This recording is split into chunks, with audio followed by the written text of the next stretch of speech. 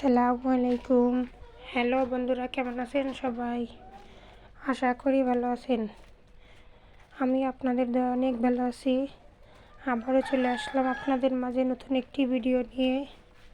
আজকের ভিডিওটি সকালের নাস্তা বানানো হচ্ছে। রুটিগুলো বেলে নিচ্ছি। এই যে আমার ভাজা হয়ে গেল। তারপরে এই যে সকালের নাস্তা দিয়ে দিলাম। সকালের নাস্তায় আলু ভাজা, ডিম ভাজা। আমি আমার বাচ্চাকে ঘরের খাবার খাওয়াতেই বেশি পছন্দ করি। তাকে বাইরের জিনিস খুবই কম খাওয়ানো হয়। সে বলতেছে আমি ডিম খাবো না। তার বাবা জোর করে একটু খাইয়ে দিল। তারপরে রাত্রে কিছু বাজার করে নিয়ে আসছিল, তা এখন কেটে নিব। আমি যেভাবে ধনিয়া পাতা অনেক দিন রেখে খাই সেটা আপনাদের সাথে আজকে শেয়ার করব।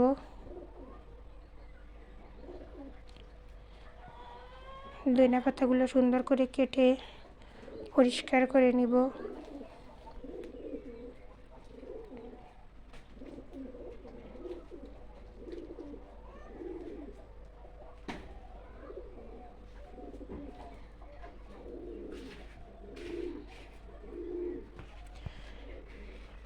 সুন্দর করে পরিষ্কার করে পানি ঝরাতে দিব।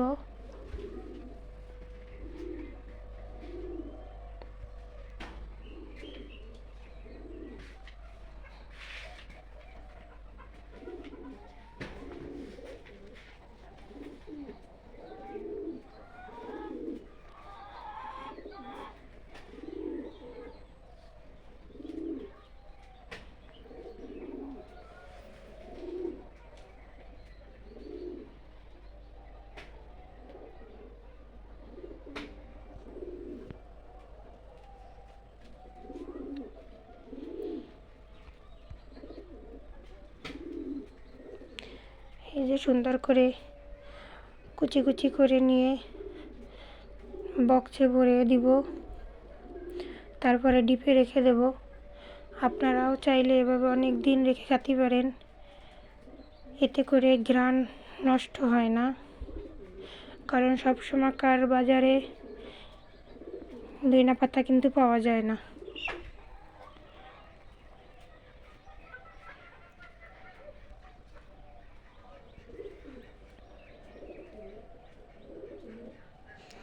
আরও সামনে রমজান মাস আসতেছে, কারণ রমজান মাসে কিন্তু অনেক কিছুতেই ধনিয়া পাতা লাগে।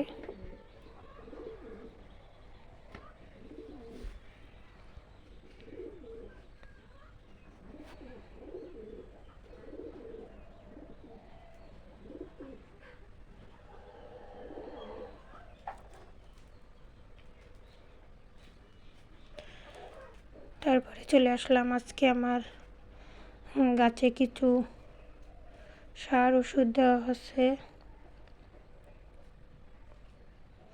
পোকা দমনের ওষুধ।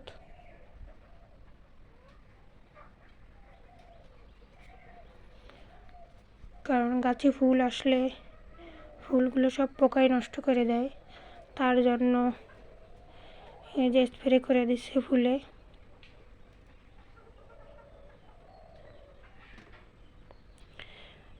মালটা গাছেও অনেক ফুল আসছে, সব পোকায় নষ্ট করে দিচ্ছে। কিন্তু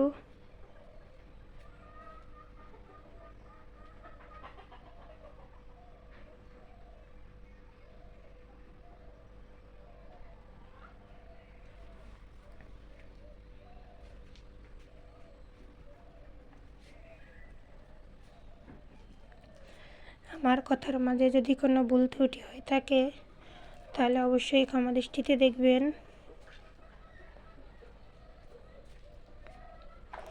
কারণ আমি আপনাদের মাঝে নতুন ইউটিউবার,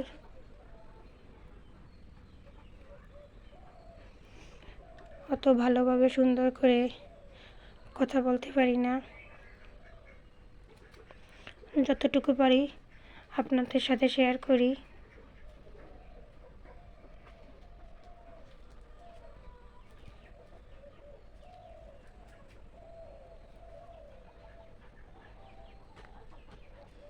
এই যে গাছগুলো সুন্দর করে স্প্রে করে দিচ্ছে।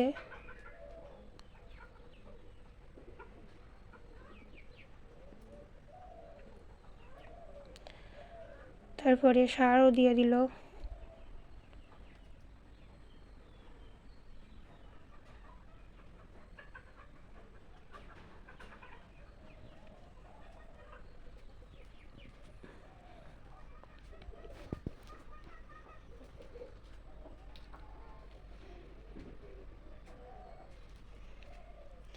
আমার মুরগির বাচ্চাগুলো রোদ্দুরে বালি ছিনতেছে।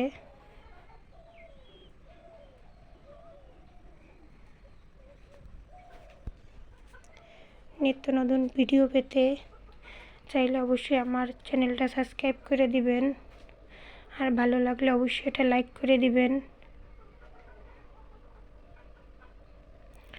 সবাই ভালো থাকবেন, সুস্থ থাকবেন, আমাদের জন্য দোয়া করবেন।